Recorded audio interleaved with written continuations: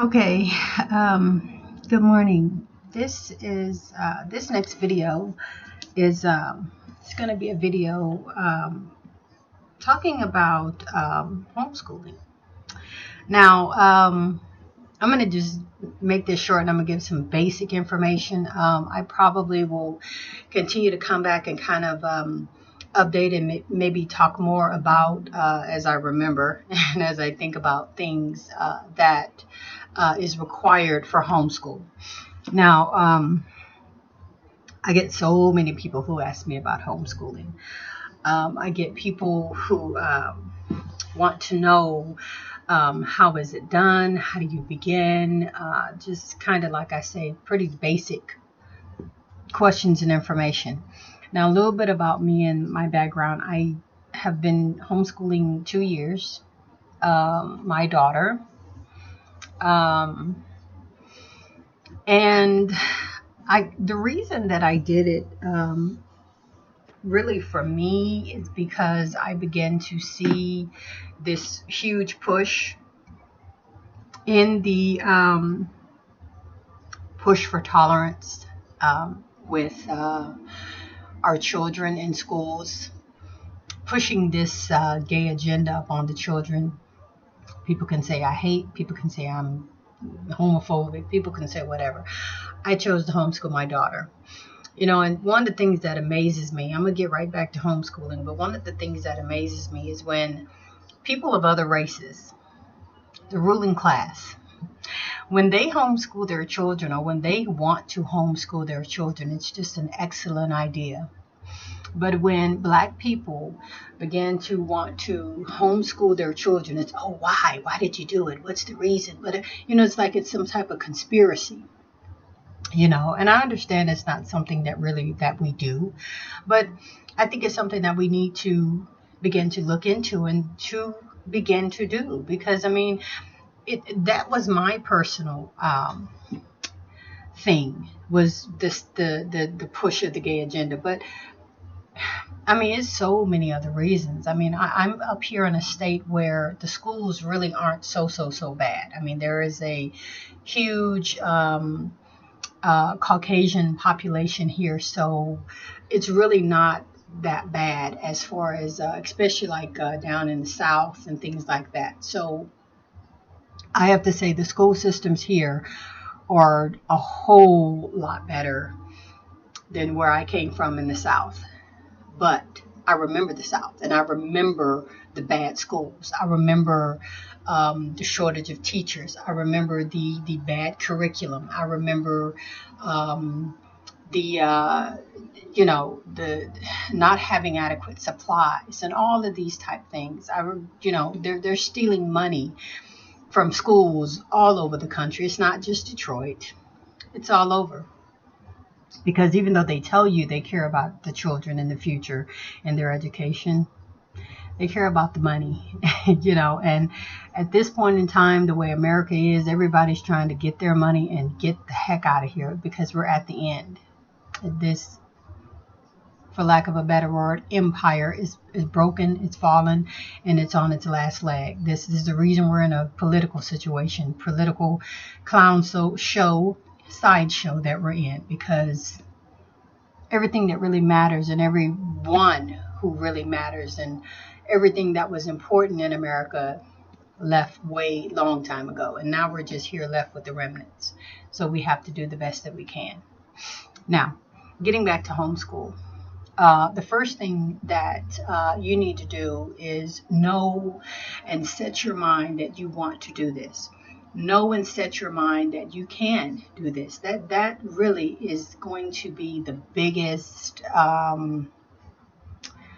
obstacle that I'm going to say, is the parent not feeling adequate or not feeling like this is something that they can do. They're going to be scared. They're going to be nervous. They're going to be get frustrated. You have to go through all of this, but you have to know that you can teach your child as good or better than anyone else can. You have to also, like I say, look at the curriculum and look at what they're teaching these children, which basically is nothing. These children don't retain anything. Most of these school systems train children for the test that they're going to take at the end of the year. They're not giving them anything to make them think. They're not giving them any kind of core values or skills that they're really going to need out in life. And all of this you can do while homeschooling. Homeschooling gives you so much freedom to do so many things. But as I say, that's going to be your first obstacle. Knowing that your child needs you, knowing that you can do this. I look at all of the distractions and all of the playing and all of the children with problems in school who take away from children who actually really want to learn, want to know. I mean, because you have so many class clowns, you have fights and all this stuff going on. And I mean, homeschooling is a way to take your children out of all that. Homeschooling, I believe, there is a requirement of a certain amount of hours a week. I think it varies from state to state, but there is a certain amount of hours per week. The wonderful thing about homeschooling is that you can break those hours up any way that you want to. I hope you all could hear me. I had my volume down low, but you could break those hours up any way you want to, even on weekends. You could do homeschooling when you get off work. You can do homeschooling at night. You can do homeschooling on your days off. You can combine those hours to your days off. I mean, it's just so many different ways that you can do this, as long as you get those hours in. Now, also, one of the other first things that you're going to need to do is you're going to need to go to find your state laws. Those laws vary from state to state for homeschooling. To unenroll your child from school, you're going to need an actual letter. You're going to need a form that you can download from your computer. I forget the name of it right now, but you can go to your Department of Education on the internet and type in homeschooling, type in how to homeschool my child. You can type in, I just typed in something. How to begin homeschooling my child or something like that. But it's going to get you to that form. And it's a form that you are going to have to give to your school. Like I say, the laws vary from state to state, but you're going to fill that form out, give your school district that form. You're going to have to choose subjects and pick subjects that you're going to teach your child. You're going to, of course, need your basics, your reading, your writing, your arithmetic, history. You could throw in art, you could throw in language, you can throw in cooking, you can throw in all kind of electives, you can throw in gardening, you can throw in world history, you can geography. You can teach your child whatever you want to.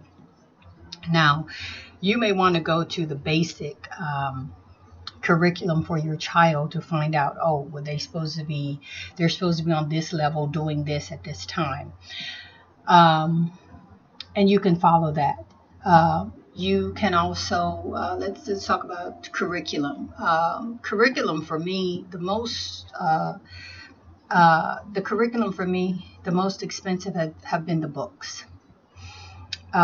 Because the books can get a little bit expensive. You can buy used books. I buy a lot of my stuff on Amazon. I go to get workbooks and things like that. They have a variety of workbooks. You can get little flashcards. You can get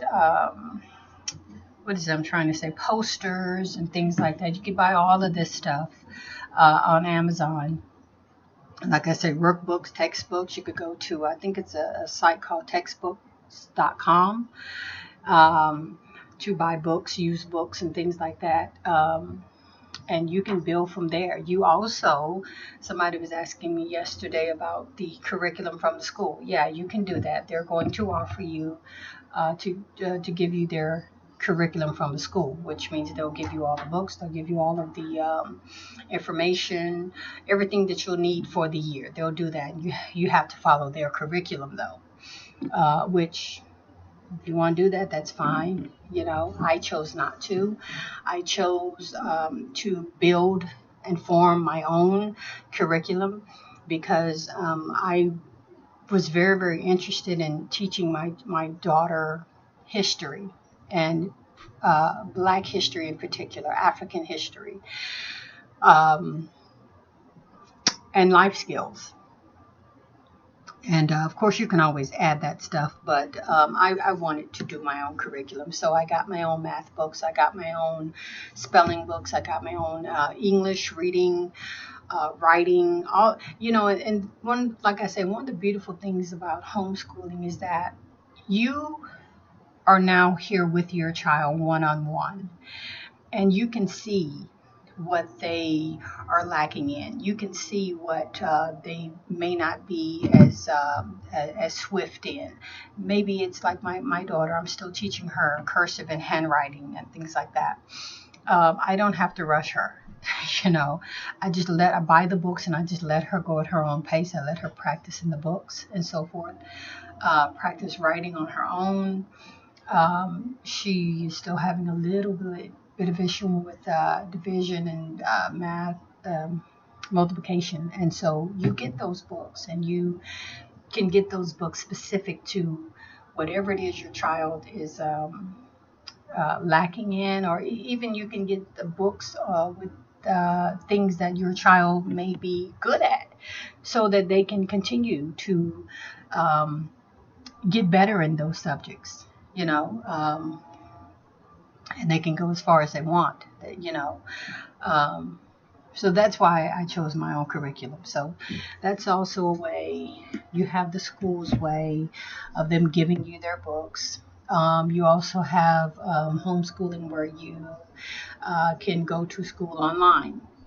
That's another issue. They have all kind of little schools, academies, and things like that. And a lot, even some of these public school systems in your area have a curriculum online that your child can participate in. So that's also another way. But for me, like I say, the benefits is just, they really just outweigh everything. I'm not buying a whole wardrobe for school. I'm saving money there. She gets to eat here at home whenever she wants, when she wants. I mean, that's a huge advantage. You have so many children right now who really don't get to eat or have a little bit to eat at school. A lot of the children don't like the food, and you have it at your home, you have it, you know, so that they can eat at home and you can feed them what you want. Um, that's another advantage. The other advantage, I'm not buying a whole bunch of school supplies. I usually, well, right now at the moment, I bought a bunch of folders and just some little notebook paper. That's one way. You can buy the spiral notebooks. There's no requirements. You can mostly get those at dollar stores. You can wait till school is beginning, and you can go to Walmart, Family Dollar, Dollar Tree, whatever these little local stores in your area. You can buy these books, you know, 10, 15, 20, 25 cents sometimes, 10 for a dollar, whatever. And what you do is you just load up, and you just get you a whole bunch of them, get you a bunch of pens, get you a bunch of pencils, get your writing pen, get your rulers, whatever it is that you're going to need. But it saves so much more money than trying to go by the school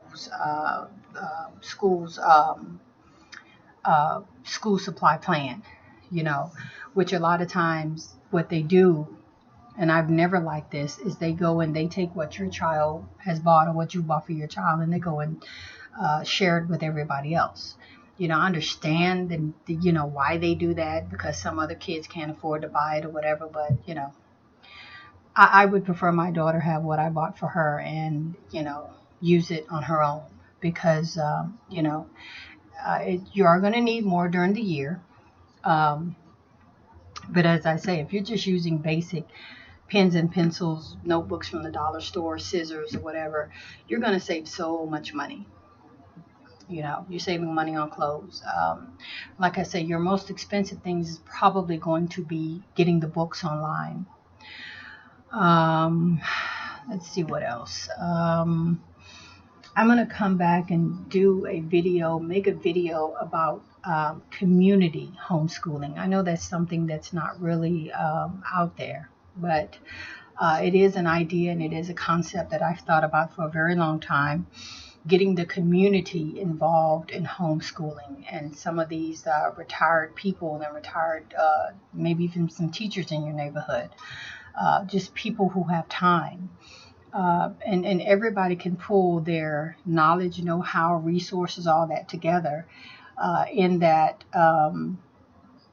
you got people who are good in math, you got people who are good in history, you just got regular people who are good in different subjects. When you begin to pull those resources and those people together, you can make a great community homeschool program, where you get more than one child in the neighborhood to come and join together and meet at somebody's house, somebody's basement, 3 to 5 children per person or whatever, a teacher and a helper. I mean, whatever. It's just something that needs to be considered, because, especially in our communities, because we do have so many children, and these school systems are so bad right now. And you could gather a lot of children at the same time for a few hours a day, and you can have community homeschools. Another thing, real quick before I close this video, that I wanted to another concept. I kind of wanted to keep this personal, but I have an idea to share books. If you are especially doing a community homeschooling or whatever, it's a great idea to, as you use the books throughout the year, whatever, take as good of care as you can with them, and share from house to house. This house over here may need a math book. Those people over there might need a history book or whatever. Just community share. Keep the price down. Help each other. Tell each other where you're getting the books or whatever. Sometimes the schools even may donate some old books or things like that. Go to some of these libraries, some of these old bookstores, and see what type of textbooks, see what type of history books, see what type of even medical books that you can use to